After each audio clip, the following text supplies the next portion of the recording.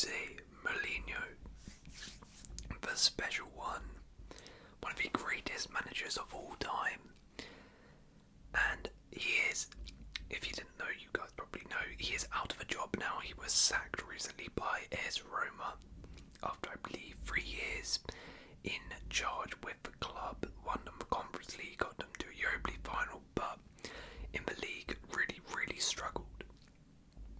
So he is out of a job now, but as I said, he is still one of the greatest managers of all time, still fairly successful, and a lot of clubs would be interested potentially in his services. So I'm going to discuss 10 potential clubs which people have banded around who he could join, and I'm basically going to discuss if I think that's a good move, is that really going to happen, and if he should go there. And at the end I'm going to make my final verdict on where I think he should go and where I think he actually will end up. But let me know in the comments below, where should Mourinho go next? What club do you want to see him at? And let's begin with number 1, Newcastle. Now, any conversation about Mourinho and Newcastle has to begin and end with the following caveat. It's not going to happen anytime soon. They are fully committed to Eddie Howe. Yes, there's a recognition that they're going through a tough season and there is pressure, but they always knew it was going to be harder. And they also know that they're way ahead of schedule, largely because of Howe's work. Now, is there a kind of romanticism about Mourinho and Newcastle? Yeah, sort of. He was Bobby Robson's assistant and translator when he was at Barcelona and other European clubs, and Sir Bobby had tried to get him to St James's Park when he was manager there. But this is a different era. Newcastle are trying to build something, and Howe is the builder at the moment. Mourinho might get you from second to first or from third to second in the Premier League, but he will destroy most things in his path to get there. Contrary to some expectations, this is not a club that loves big names. Remember when the takeover happened, there were links with Kylian Mbappe in the first transfer window, but they actually signed Dan Burn and Matt Target. There's a knowledge from the board of where they are and where they were, and yes, they want to get to the very top, but they know that the way they'll get there is through diligence, hard work, and everybody in it together. So while there are heavy links to this job, it's very unlikely the Newcastle board suddenly change their entire plan and direction and get a win-now manager, especially considering Mourinho likes having money at his clubs and Newcastle have FFP issues. So for me, this is completely unrealistic. Number 2, Chelsea. Considering Mourinho can never last longer than 3 years at a club, he would appeal to the owners Todd Boehly and Clearlake Capital. As much as they've been built on analytics and all those sorts of things that make them look smart, they've added in ways that go back to being irrational and have chopped and changed managers very often. Now, I actually still see Chelsea as being Mourinho's home. The prospect of a third act in a city that's become his home, it would be enticing. Chelsea are so unpredictable, and that in itself gives this a slight possibility. It's such an irresistible big lever that Chelsea owners can pull in bringing him back. The chances of at least one of Boehly or Egbali wanting to pull it at some point in the next year or two are very high. The team's not doing great, the fans are antsy. You're seeing on social media some Chelsea fans are desperate to bring him back. They tried the club legend option last year with Frank Lampard and that did not work at all. If you're having problems with your dressing room and you want a manager who can come in and sort out the dressing room, separate the good guys from the bad guys, that's what Mourinho offers you. And the more frustration that Chelsea will have with their kind of slightly disaffected group of players who are not pulling in the same direction, the more attractive the idea comes of a strong man who can come in and as a Chelsea fan, I can confirm that if things don't improve under Poch and he is sacked this season, the fan base is going to implode and target all of their blame on the owners. So what better way of getting them back on side than hiring the club's greatest manager of all time? It makes sense. Would it work? Probably not, considering Mourinho's awful record with youth and Chelsea's squad is full of youth. Would I want to see him back home though? Yes. Number 3, Barcelona. Before Jose Mourinho became Jose Mourinho in Barcelona, he was known as a translator. But then in 1996, no one could have thought that Mourinho would eventually become Barcelona's arch enemy. It all started at the start of this century actually, with Barca getting drawn in the Champions League against his Chelsea side. As Mourinho kept growing in the game, he found himself against Pep Guardiola's team, possibly the best ever Barca team. The 2010 semi-finals of the Champions League, in which they faced Mourinho's Inter Milan side at the Camp Nou, is one of the most frustrating nights in Barca's history. When Mourinho moved to Real Madrid, the rivalry escalated even to a violent point. He managed to convince Madrid president into believing that his almost military leadership was the only way to beat Barca's side. And since then, Barca fans have always celebrated every moment in which Mourinho has experienced failure in his career. There might be a section of Barcelona fans, though, who believe that a respected, renowned figure like Mourinho might be what the club needs. But no matter how bad the state of Barcelona is at the minute, it will be seen even as a capital sin to entertain the idea of Mourinho taking charge. But that job might come available, and if they want a proven winner to get them back to where they want to be, maybe they opt for him, especially given Laporta's very reactionary nature. But as I said before, the Barca fans despise him, so this is also off the table. Number 4, England. The FA has actually thought about it in the past, but would they anymore? Personally, I just don't think he fits what they need post Gareth Southgate. Now, I would love to see Mourinho at a World Cup. The unique atmosphere of a World Cup, you've got the eyes of a whole human race on a tournament, the high stakes, the fact it's not a 38-game season, it's just about individual games and specific plans for those games. He would be box office and thrive in this situation. But I just don't think he would with England. That being said though, winning the World Cup with England for the first time in more than 60 years, the biggest prize in world football, there is only one man who I would back to do that in terms of right now. If you look at Didier Deschamps' France, it's a team with glittering talent that should be playing much better football. But tournament football is, okay, let's be pretty solid, pretty boring, and then give it to the talented players. Mourinho is much more of a cup manager now and would thrive in this situation with a talented England squad. But as I said earlier, I just don't think the FA opt for this route, even though I actually think he could potentially be good. I just don't think that's what they're going to go with. Number 5, the US men's national team.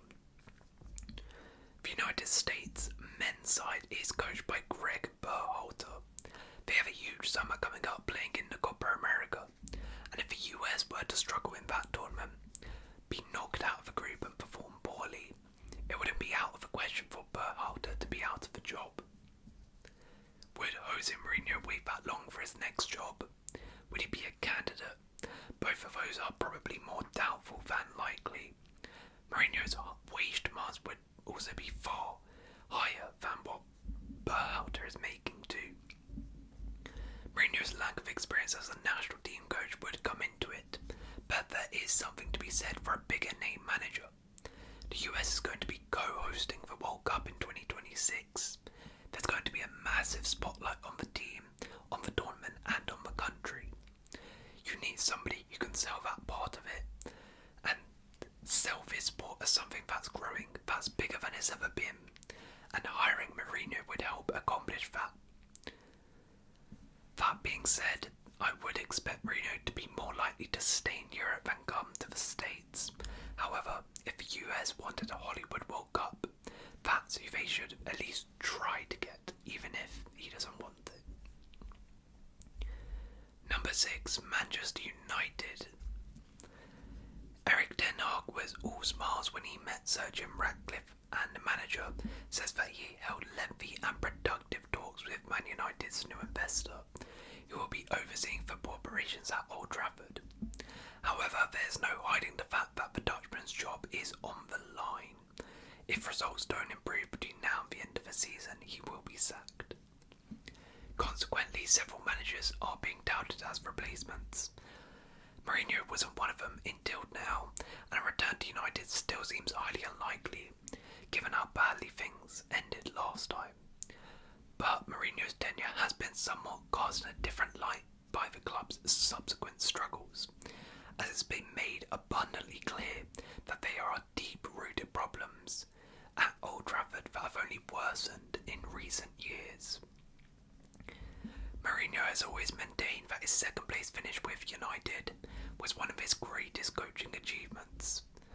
He might well be tempted to better it by playing a pivotal role in the new era at United, if he feels he would get the kind of support he felt he was denied during his first spell. Whether Ratcliffe would really be willing to put his faith in such a combustible character, though, is a different story. And also the United fans would definitely not be happy with his appointment, so again, it's probably a no. Number 7, Brazil. The Brazilian Football Confederation just can't catch a break at the moment. Had they waited another week, they could have hired Mourinho immediately, which would have gone a long way towards taking the edge of the disappointment and embarrassment caused by Ancelotti's surprise decision to sign a contract with Real Madrid. However, Mourinho's hopes of managing Brazil are not gone for good.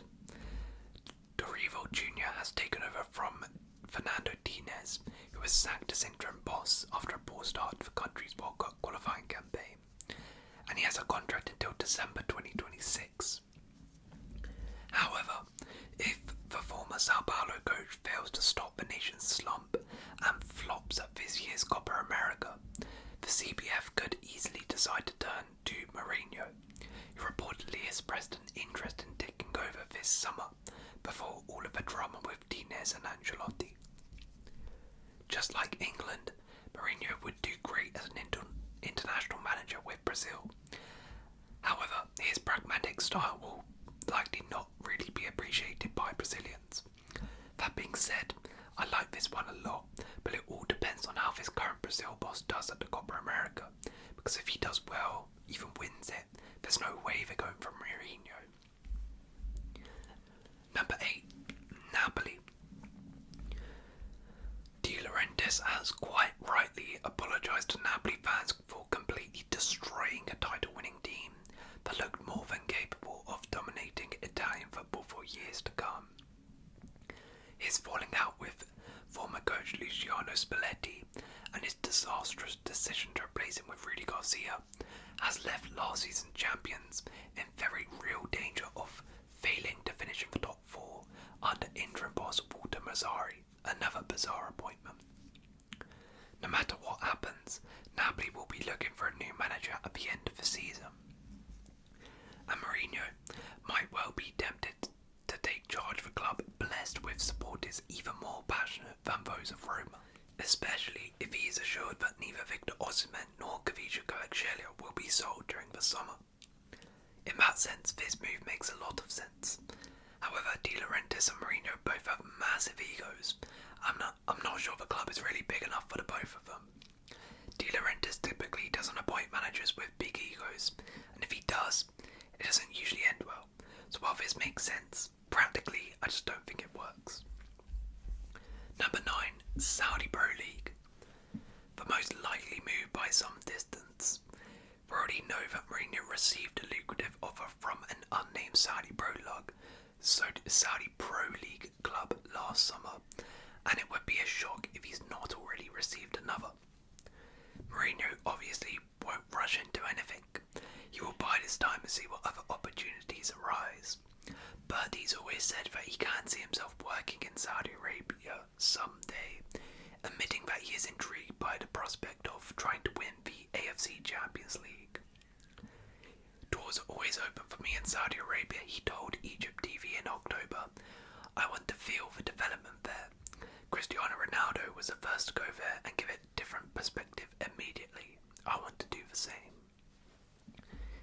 Mourinho may receive more challenging proposals in the coming days, weeks and months, but he certainly won't receive a more lucrative one. For the BIF, you couldn't put a price on the value of reuniting Ronaldo with Mourinho in the Saudi Pro League. I think this could be a realistic one. However, I just wouldn't want to see it just yet, as I still think Mourinho has some juice left to have one last dance on Europe's top table, so I wouldn't want to see this, but this is definitely one which is going to be offered to him. And finally, number 10, Porto. Where better for the 6-year-old to end up than the club where it truly all started for him? After a brief spell at Benfica, Mourinho joined Porto in 2002, and by 2004, he'd won the league twice, the UEFA Cup, and most famously, the Champions League, not to mention 2 further domestic cups. The Portuguese Giants are third right now, and finished second last term. The Portuguese club have only won the league 3 times in the past decade, which, by their domestic standards, is something of a drought. Porto fans have largely had to see the 2 teams from Lisbon bask in glory, albeit they've still remained immensely competitive. A chance to return to his homeland may well appeal, but he certainly wouldn't enjoy the financial benefits he has elsewhere. Sergio Conceição has been Porto's manager since 2017 and is very, very popular, but should Sergio Conceição leave anytime soon, having been linked with many top clubs over the years, Mourinho would be an obvious name to replace him. I like this move a lot personally, but this again relies on Conceição being snapped up by another team, because they're not going to sack Conceição, and I'm not sure he even wants to leave right now, so this is very reliant on him going, and I don't know when he will leave. So, having said all of this, where does he go? In terms of personally what I would love is a Chelsea return, but that's because I'm a Chelsea fan. The one which I think fits him best is Porto. The style Conceição plays is fairly similar to Mourinho. He is adored by the fans, understands the club, and he's also still in a very competitive and relevant league that isn't competing at the highest level, which I think suits him because, there's still questions on if he is that guy for the elite clubs, so maybe just going down a level is better. But realistically, I actually don't think that happens. So realistically, where do I think Jose Mourinho will be managing next? I think, unfortunately, he's either heading to Saudi Arabia, or he will take some time out and wait after the Euros and Copa America to see what international jobs come up, and take either the Portugal, if that comes up, which I highly doubt it will, or the Brazil job. And if none of those jobs come up by then, I suspect he will just accept the Saudi league offer.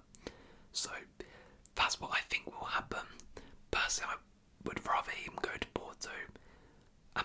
Personally, I would actually rather have him home at Chelsea, but that's just because I'm biased. But where do you think he ends up?